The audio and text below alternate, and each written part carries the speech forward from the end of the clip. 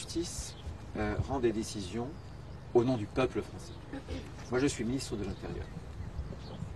Peut-on me demander d'envoyer en première ligne des sapeurs-pompiers, des policiers, des gendarmes, qui, lorsque le matin, ils vont quitter leur famille, savent qu'ils peuvent revenir blessés, ou pas du tout. Ils risquent leur vie. Je voudrais vous dire qu'au moment où on se parle, à Coutances, il y a eu un policier qui a reçu en pleine tête un pétard. Ce pétard, il a été tiré. Quand j'ai vu des individus, un individu de 19 ans, avec un sac à dos, bourré de pétards, il a asséné des coups sur un policier et qu'il n'a pas écopé d'un seul jour de prison, qu'est-ce que vous voulez que je vous dise? Donc vous dites que la justice est laxiste? En tout cas, ce que je souhaite, je ne dis pas ça parce qu'on ne peut pas généraliser.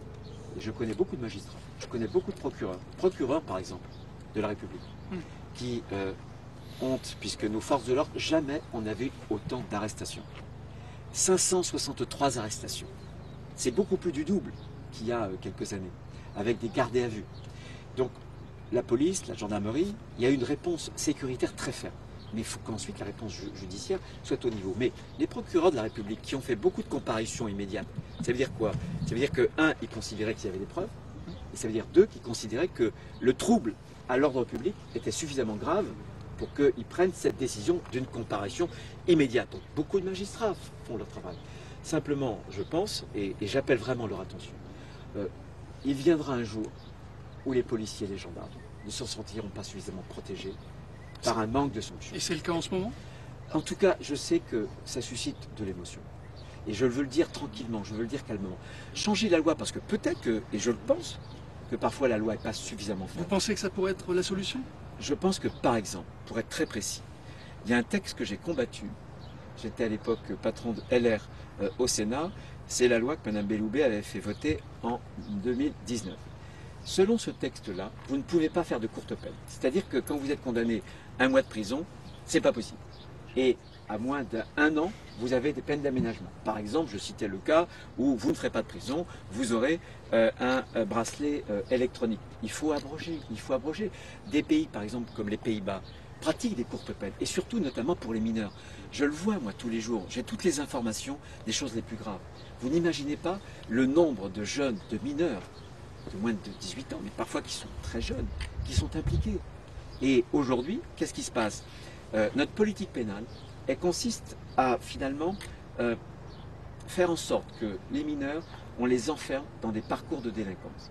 Comme on ne les sanctionne pas, parce qu'on a peur de leur donner des prisons, et moi je pense qu'il faudrait des courtes peines, d'une semaine, de 2 semaines, de 3 semaines, dans des prisons adaptées, qui coûtent beaucoup moins cher. Mais 15 mois avec sursis, c'est pas un frein? Non mais le sursis, c'est pas suffisant. Tant que vous n'avez pas une sanction qui soit certaine, immédiate, très ferme, c'est pas possible. Il y a trop d'écart entre les peines encourues, telles que le code pénal le dit, les peines qui sont prononcées et les peines qui vont être exécutées. Il faudrait des peines planchées alors? Je suis pour les peines minimales. Hein.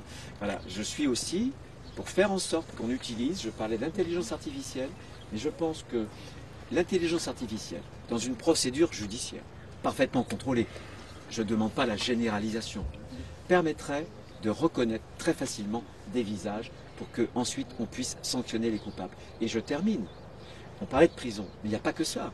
Il faut frapper les délinquants et les barbares, comme je les ai appelés, au portefeuille, que l'État systématiquement se retourne contre ces coupables, qu'on les fasse payer, qu'on crée une dette personnelle ineffaçable, qu'on mobilise le fisc qui a des moyens de recouvrement. Voilà, quand vous ne payez pas votre impôt, là, on doit payer l'impôt là, avant minuit, il faut faire les déclarations pour les départements.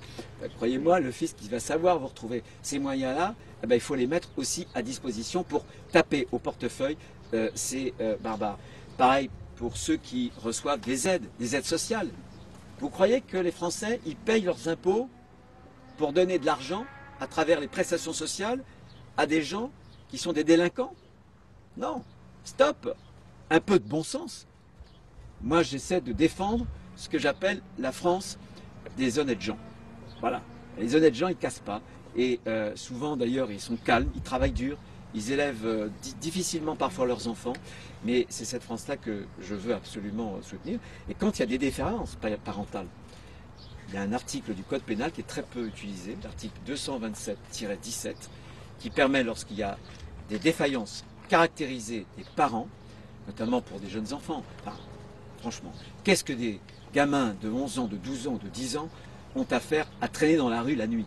Bon, bah ça, il faut, à ce moment-là, là encore, qu'en matière d'allocation familiale, de prestations sociales, on puisse sévir. Voilà, ça fait... Je ne suis pas là pour parler de la politique pénale. Non, je vais arrêter. J'étais là pour parler de la sécurité.